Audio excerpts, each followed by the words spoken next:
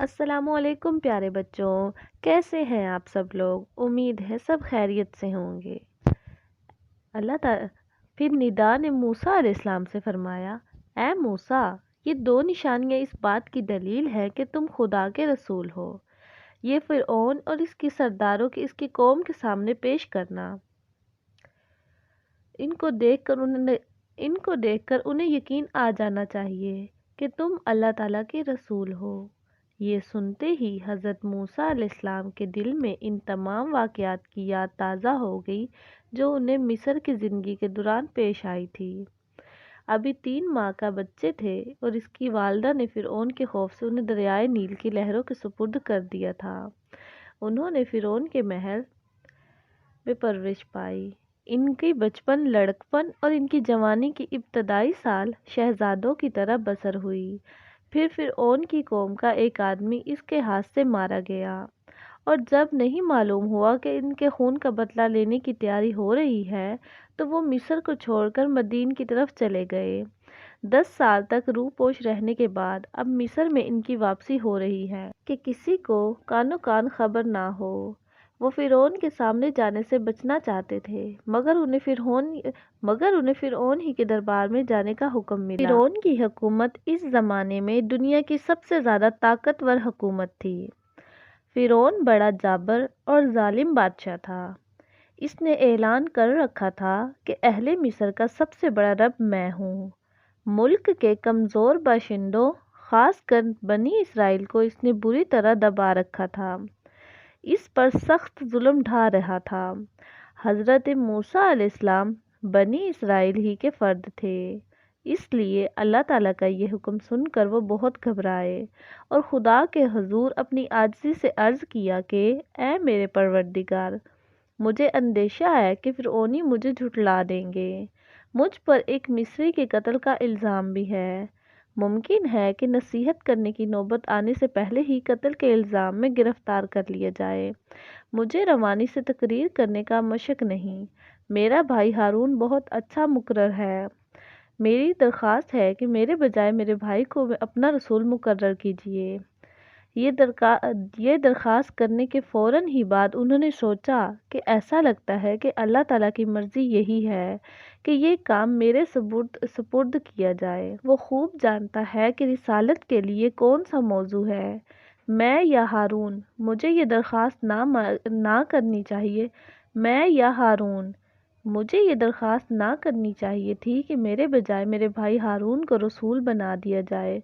चुनाचा उन्होंने अल्लाह ताला की जानिब अर्ज़ किया कि परवरदिगार, मेरा सीना खोल दे और मुझ पर इस अजीम मनसब की जिम्मेदारियों को संभालने और पूरा करने की हिम्मत और हौसला पैदा कर दे। परवरदिगार, मुझे वो सब्र, इस्तकाम और अज़म अता फरमा जो इस काम के लिए दरकार हैं, ताकि ये काम मेरे लिए आसान हो जाए। परवरदिगार, मेरी ज़बान को खोल दे ताकि मैं अपनी बात लोगों को अच्छी तरह समझा सकूं और सुनने वालों के दिलों में मेरी बात उतर जाए। ऐ मेरे परवरदिगार, मेरे अपने कुंबे में से मेरे भाई हारून को मेरा मददगार बना दे। इसके ज़रिए मेरे हाथ मजबूती अता फरमा और उसकी नबूवत के काम में मेरा साथी बना दे, ताकि हम दोनों यकजान होकर तेरी पाकी का चर्चा करें और तेरी याद में लगे रहें। परवरदिगार, तू हमेशा हमारे हाल का निगरान रहा है। इरशाद हुआ, ए मूसा, तुम्हारी दुआ कबूल हो गई। हम तुम्हारे भाई के ज़रिए तुम्हारे हाथ मजबूत करेंगे। इससे पहले भी हम कई मर्तबा तुम पर एहसान कर चुके हैं। हमने ही तुम्हारी वालदा के दिल में ये बात डाली थी कि अपने बेटे को दरिया में डाल दे। हमने तुम्हें ऐसी प्यारी और मोहनी सूरत अता की है कि दुश्मन भी तुमसे मोहब्बत करने लगे। तुमने अपनी निगरानी में फ़िरऔन के महल में परवरिश पाई। फिर जब एक मिस्री तुम्हारे हाथ से मारा गया तो हम ही ने तुम्हें गम से निजात दिलाकर तुम्हारे लिए मदीन में एक अच्छा ठिकाना मुहैया किया। बात यह है कि हमने तुम्हें अपने रसूल बनाने के लिए पैदा किया था और इसी काम के लिए अपनी निगरानी में तुम्हारी परवरिश और तरबियत का इंतज़ाम किया है। अब तुम दोनों भाई मेरी दी हुई निशानियां लेकर फ़िरौन और इसके दरबारियों और सरदारों के पास जाओ। ہم تمہیں ایسا رعب اور دبدبہ بخشیں گے کہ وہ تمہارے کچھ بھی نہ بگاڑ سکیں گے۔ ہماری نشانیوں کی برکت سے غلبہ ملے گا۔ ایک بات اور یاد رکھو، جب کوئی ایسا نازک موقع پیش آئے جس سے تمہارے دل میں خوف پیدا ہو تو اپنے دائیں ہاتھ کو بیچ لینا۔ اس سے تمہارا دل مضبوط ہو جائے گا اور ڈر اور خوف تمہارے قریب بھی نہ پھٹکے گا۔ حضرت موسیٰ علیہ السلام کوہ طور کے دامن میں آگ لینے گئے تھے مگر پیغمبری لے کر لوٹے۔ اہل و عیال کے پاس واپس آ کر سارا ماجرا سنایا۔ رات وہیں بسر کی، صبح ہوتے ہی مصر کا رخ کیا۔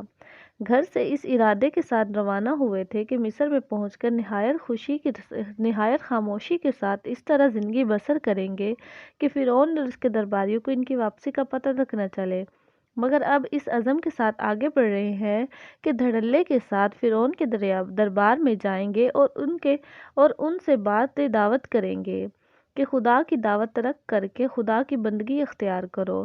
ساتھ ہی بنی اسرائیل کے ایمان کو تازہ کریں گے اور انہیں فرعونیوں کے ظلم سے نجات دلائیں گے۔ کسی نے کیا خوب کہا ہے، خدا کے دین کا موسیٰ سے پوچھو احوال۔ خدا کے دین کا موسیٰ سے پوچھو احوال کہ آگ لینے کو جائیں اور پیغمبری مل جائے۔